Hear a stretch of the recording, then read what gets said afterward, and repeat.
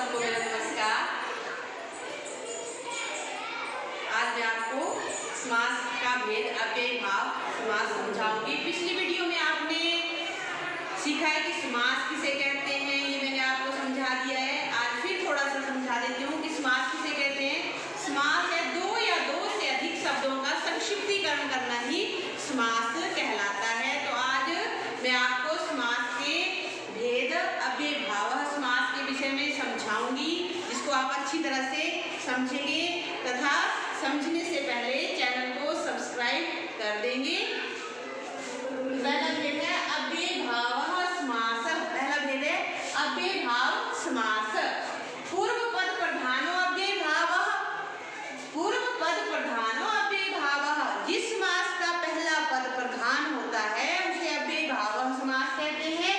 अव्ययी भाव समास में पहला पद प्रधान होता है तथा अव्यय या उपसर्ग होता है। जैसे उपवनम, उपवनम आगे है हमारे पास।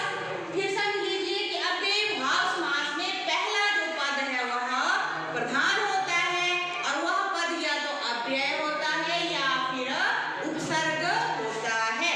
तो उपसर्ग संस्कृत में द्वाविष्टि है मुख्य, जो मैंने यहाँ पे लिखी हुई है, जिनको मैं आपको बाद में समझाऊंगी। यहाँ पे दूसरा है उत्तर पद संज्ञा होता है कि जैसे मैंने यहाँ पे उदाहरण लिखा है यथाशक्ति। इसका जो उत्तर पद होता है अव्ययी भाव का समास का वह संज्ञा होता है। पूर्व पद तथा उत्तर पद को मिलाकर समस्त पद भी अव्यय बन जाता है। पहले तो समास का पूर्व पद अव्यय होता है या उपसर्ग होता है, लेकिन बाद में पूर्व पद और उत्तर पद मिलकर के दोनों ही अव्यय बन जाते हैं। अब आप सोच रहे होंगे अव्यय क्या होता है, तो अव्यय अव्यय है व्यय का अव्यय और व्यय को अलग कर देंगे कि व्यय व्यय का होता है खर्च करना। तो जो शब्द कभी भी खर्च नहीं होता है, कभी भी बदलता नहीं है, उसे अव्यय कहते हैं।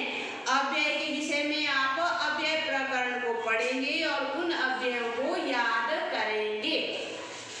आगे हमारे अव्ययी भाव समास वाले शब्द सदा नपुंसक लिंग एक वचन में ही रहते हैं। जैसे यथाशक्ति, प्रतिदिनम। अव्ययी भाव समास के जो शब्द हैं वो हमेशा क्या होते हैं, नपुंसक लिंग और एक वचन में ये शब्द रहते हैं। जैसे यहाँ पे यथाशक्ति ये नपुंसक लिंगम है और एक वचनम है।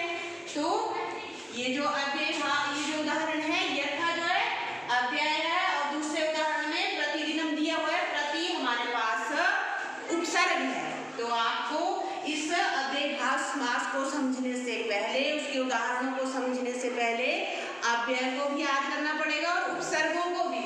उपसर्ग मैंने यहाँ पे लिखे हुए हैं प्र, परा, अप, सम, अनु, अब, निस, नीर, दुस, दूर, बी, आंग, नी, आदि, अपि, अति, सु, उत, अभि, प्रति, परि, उप।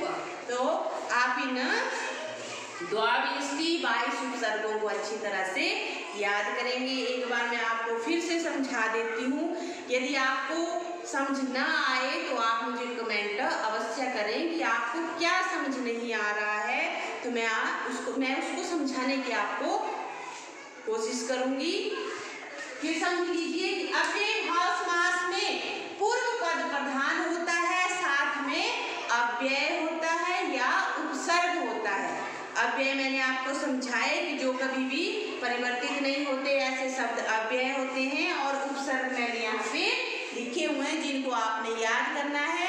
और अव्यय को जानने के लिए अव्यय प्रकरण में अव्यय को याद करना है। इसके उदाहरण मैं आपको अगली वीडियो में समझाऊंगी।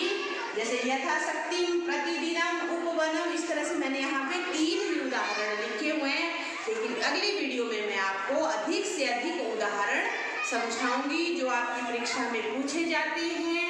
तो आप उनको सीखने से पहले क्या करेंगे, अव्यय को भी याद करेंगे अव्यय प्रकरण से। और ये जो आपकी मैंने यहाँ पे द्वाविष्टि 22 उपसर्ग लिखी हुई हैं, इनको आपने याद करना है और कभी नहीं भूलना है। उपसर्ग हैं प्र, परा, अप, सम, अनु, अब, निस, नीर, दुस, दूर, बी, आंग, नी, अधि। ऐसे ही अपि, अति, सु, उत, अभि, प्रति, परि, उप। इस तरह से आपने इनको याद करना है।